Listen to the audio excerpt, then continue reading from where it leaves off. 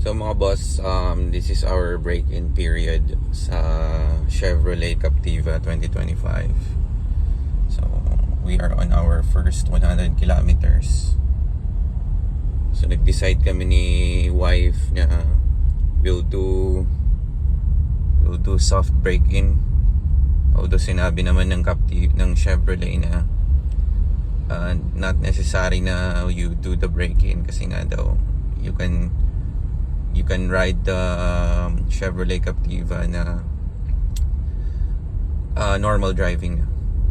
So no need to break in as per Chevrolet Alabang. But we chose na we will do the soft break-in. So ngayon we're just running up to 30 kilometers per hour and we're at our 94 kilometer mileage.